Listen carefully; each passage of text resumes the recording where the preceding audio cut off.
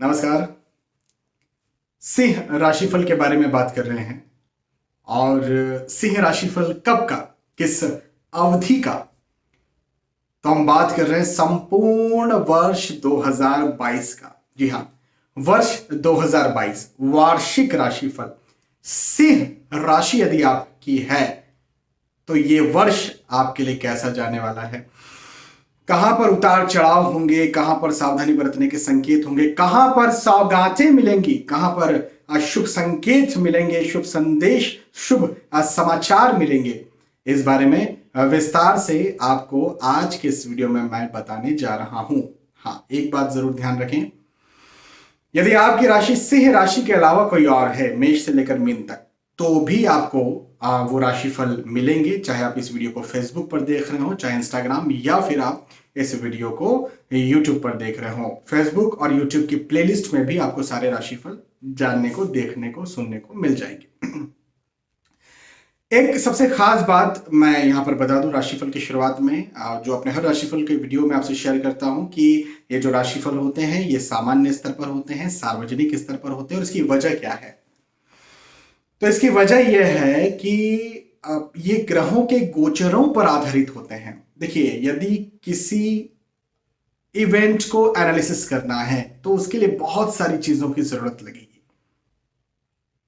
आपकी जन्म पत्रिका, आपकी जन्म कुंडली का विस्तार से विश्लेषण करना पड़ेगा। लेकिन यहां पर मेरे पास आपकी जन्म पत्रिका, जन्म कुंडली नहीं है, लेकिन हाँ, मैं राशियों के आधार पर, भाई आपकी राशि जरूर है, हाँ, मेष से लेकर मीन तक कोई तो आपकी राशि होगी, तो उस आधार पर मैं गोचरों की गणनाएं जरूर आपसे कह सकता हूं, आपको बता सकता हूं, और आपको उसके आधार पर कैसा, कहां पर उतार चढ़ाव मुझे दिखता है, यह मैं समझा सकता हूं। तो सबसे महत्वपूर्ण, सबसे खास बात, यदि कोई बहुत जरूरी, बहुत ज्यादा महत्वपूर्ण यदि आप डिसीजन लेने जा रहे हैं, एक बात आप जान लीजिए कि आपको कुंडली कंसल्टेशन जरूर लेना चाहिए।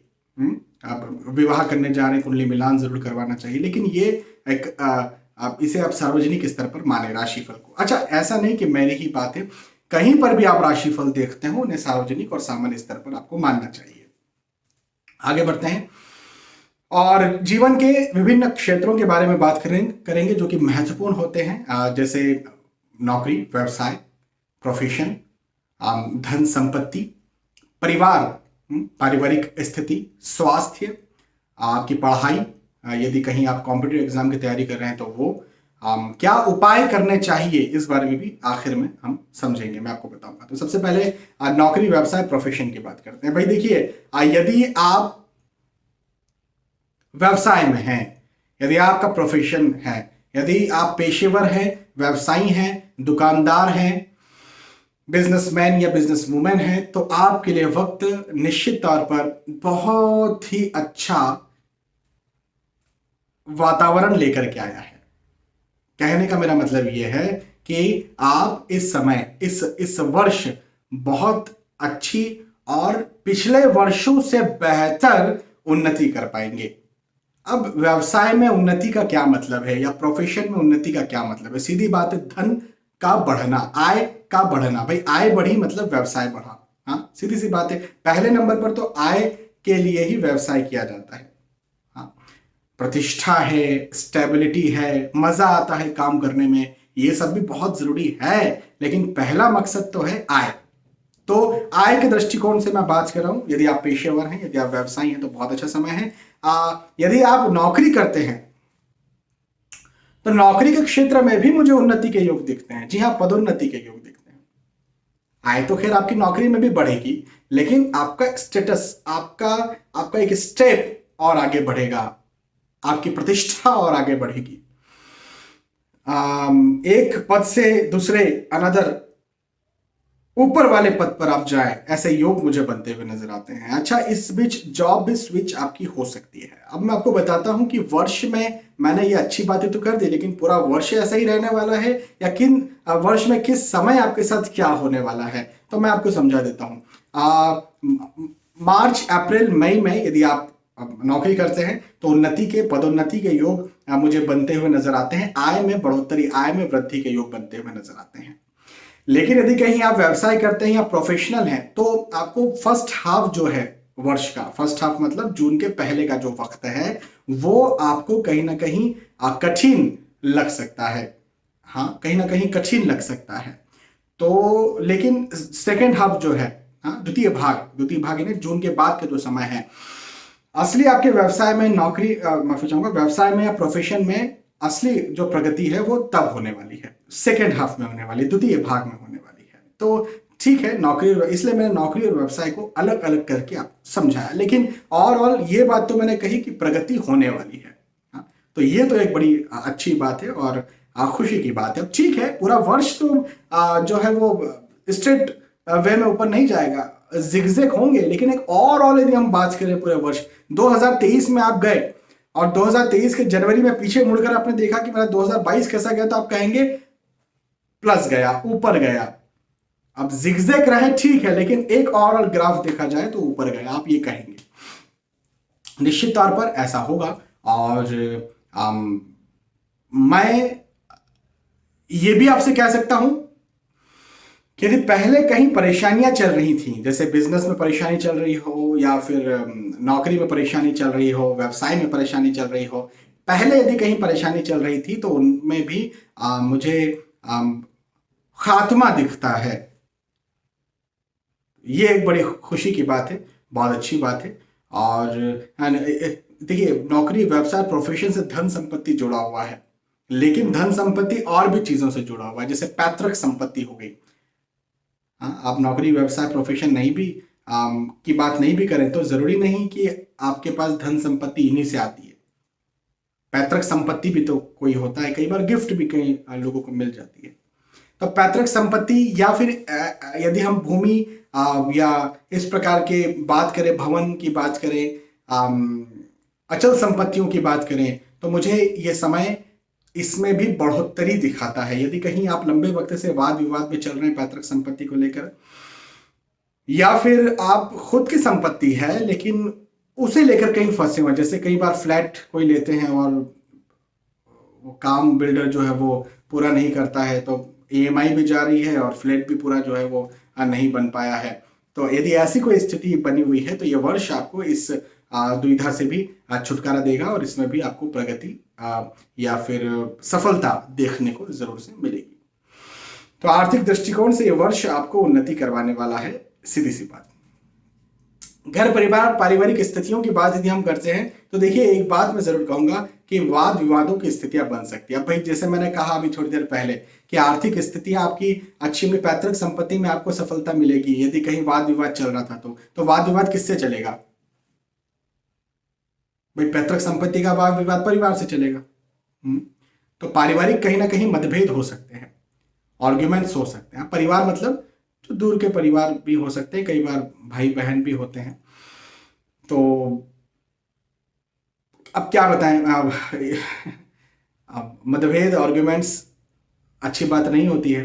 मुझे पता है कि जिनके विवाद चल रहे हैं वो भी नहीं चाहते हैं मतभेद आर्ग्यूमेंट करना, लेकिन कई बार हो जाता है आपका हक लेना। भाई, श्रीमद् भगवत गीता कहाँ हुई थी, भगवान श्री कृष्ण ने किस जगह पर की थी?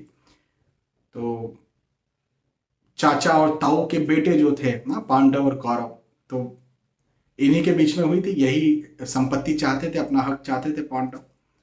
अब ठीक है, अब जब इजीली नहीं कुछ मिलता है तो वाद विवाद करना पड़ता है, लेकिन अहिंसा परमो धर्म, धर्म हिंसा तथैव च। अच्छा, अहिंसा का मतलब या हिंसा का मतलब मारपीट वाली बात नहीं है। कानूनी तौर पर यदि कहीं छुटकारा आसानी से हो सकता है, प्रेम से हो सकता है, तो बहुत अच्छी बात है, उसे मैंने अहिंसा कह दिया। लेकिन धर्म हिंसा तथैव च मतलब यदि आराम से शांति से नहीं छुटकारा हो सकता है तो फिर धर्म के लिए हिंसा करनी पड़ेगी। अब हिंसा का मतलब ये है कि कानून का दरवाजा जो है वो जाकर के खटखटाना पड़ेगा। ठीक है, चलिए, लेकिन थोड़ा वाद विवाद मुझे दिखता है, तो यदि रोका जा सके तो उनको आपको समझना चाहिए। एक और बात मैं कहूँगा कि खास तौर पर ये जो अप्रैल मई जून, इस समय मुझे पारिवारिक वाद विवाद बनता हुआ नजर आता है। तो इस समय थोड़ा सा आपको खास तौर पर ध्यान रखना है। हालांकि यही जो वक्त है फरवरी, मार्च, अप्रैल, मई, जून, यहाँ पर मांगलिक प्रसंग, मांगलिक कार्य भी मुझे दिखते हैं। और कई बार मांगलिक प्रसंग, मांगलिक कार्यों में भी वाद विवाद कई बार हो जाते हैं, तो थोड़ा सा इस चीज़ को लेकर के आप चलिएगा। लेकिन जो आपके बहुत सगे हैं, जैसे हो सकता है सगे भाई, सगे बहन, या आप ऑब्वियसली आपके बच्चे, पति पत्नी, मैंने यहाँ पर मैं कोई बहुत प्रॉब्लम्स देख रहा हूँ ऐसा नहीं है। दूर के जो रिश्तेदार हैं, जैसे आपके दादा के भाई के बच्चे वगैरह वगैरह, तो वहां पर समस्याएं आपके साथ पैदा हो सकती हैं, तो थोड़ा देखिएगा। हाँ, सगे भाई बहनों के साथ भी हो सकती है, यहाँ पे थोड़ा सा मुझे दिखता है। लेकिन उसके बाद में यदि हम मई जून के बारे में बाद में बात करेंगे, तो वाद विवादों में कमी आएगी, आर्गुमेंट्स में कमी आएगी, और आपको आपका हक भी मिलेगा, और आर्थिक स्थिति तो खैर मजबूत होगी ही होगी, लेकिन पारिवारिक स्थिति भी ठीक होगी। इसके बाद स्वास्थ्य की बात करें, भाई देखिए, हेल्थ इज वेल्थ। मैं सबसे पहले नंबर पर यदि किसी को तवज्जो देता हूँ तो वो कहता हूँ हेल्थ, हेल्थ को देता हूँ, क्योंकि हेल्थ ठीक है, देखिए स्वास्थ्य ठीक है तो आप तो खुश रहेंगे, आप तो स्वस्थ रहेंगे, लेकिन आपका परिवार भी खुश रहेगा। आपका स्वास्थ्य ही खराब है तो परिवार भी खुश नहीं रहेगा। तो पारिवारिक स्थितियाँ पहले नंबर पर, स्वास्थ्य अच्छा है तो पारिवारिक स्थिति अच्छी है, आपका स्वास्थ्य अच्छा है तो अच्छे से कमा पाएंगे, हाँ, तो अर्थ फाइनेंस भी अच्छा रहेगा। तो जहाँ तक स्वास्थ्य की बात करें तो इन जनरल तो आपका स्वास्थ्य मुझे ठीक दिखता है। इस पूरे वर्ष मुझे ऐसी कोई बड़ी समस्या बनती हुई नजर नहीं आती है। बस कोई बड़ी बीमारी यदि आपको है, diabetes, thyroid, hypertension, blood pressure, lipid profile बिगड़ा हुआ है, तो इसका जरा सा आपको ध्यान रखना है। और जो बड़ी बीमारी है उनका ध्यान मैं समझता हूँ कि आप रखेंगे, लेकिन ऐसे कोई मुझे बहुत बहुत खराब स्वास्थ्य हो जाएगा ऐसा नहीं दिखता है। सामान्य स्वास्थ्य, देखिए उतार चढ़ाव, फिर मैं कहूँगा उतार चढ़ाव चलता रहता है। मैं कहूँगा पूरे वर्ष पूरे तंदुरुस्त बने रहेंगे तो ये भी थोड़ा अनप्रैक्टिकल हो जाएगा, लेकिन कभी कभी छोटा मोटा कुछ हो गया, ऐसा हो सकता है। हम मानव शरीर लेकर के चल रहे हैं, हो सकता है, मुझे भी हो सकता है, आपको भी हो सकता है, तो लेकिन ऐसा कोई बड़ा कोई मुझे समस्या यहाँ पर बनती हुई नजर नहीं आती है। यदि आप पढ़ाई करते हैं तो पढ़ाई के दृष्टिकोण से बहुत अच्छा ये वर्ष है। हाँ, पढ़ाई में आपको, इवन परीक्षाओं में आपको यहाँ पर लाभदायक जो है वो उन्नति दिलवाता हुआ नजर आता है। आपके लाभ और बढ़ेंगे, आपको और ज्यादा लाभ मिलेंगे। आपका यदि कहीं रिजल्ट आने वाला है बहुत अच्छा होगा, आप यदि कहीं एग्जाम देने जा रहे हैं बहुत अच्छी दे पाएंगे। खास तौर पर मार्च, अप्रैल में, इस वक्त यदि कहीं एग्जाम है आपकी, मुझे यहाँ पर आपकी बहुत अच्छी उन्नति के योग दिखते हैं। पूरा वर्ष भी आपके लिए खैर अच्छा रहेगा और उन्नति करवाने वाला रहेगा। छोटे मोटे संघर्ष हर किसी को आते हैं, आपको भी आएंगे, लेकिन एक ओवरऑल बात करें तो ये वर्ष आपके लिए पढ़ाई के दृष्टिकोण से, प्रतियोगी परीक्षाओं के दृष्टिकोण से मुझे बहुत अच्छा और सफलताकारी और उन्नति दिलवाने वाला नजर आता है। ठीक है, तो यहाँ पर हमने कुछ खास बातें जानी, नौकरी व्यवसाय के बारे में जाना, प्रोफेशन के बारे में जाना, धन संपत्ति के बारे में जाना, परिवार के बारे में जाना, आपके स्वास्थ्य के बारे में जाना। अब बात करते हैं, अब पढ़ाई के बारे में भी जाना, अब बात करते हैं आप उपाय के बारे में। देखिए आपकी राशि यदि सिंह है तो सिंह राशि के स्वामी होते हैं सूर्य, और सूर्य महाराज जो है, सूर्यदेव चंद्रदेव साक्षात देव हैं। तो सूर्य महाराज जो है साक्षात है, जिन्हें हम देख सकते हैं। हाँ, इतनी अच्छी किस्मत है हमारी।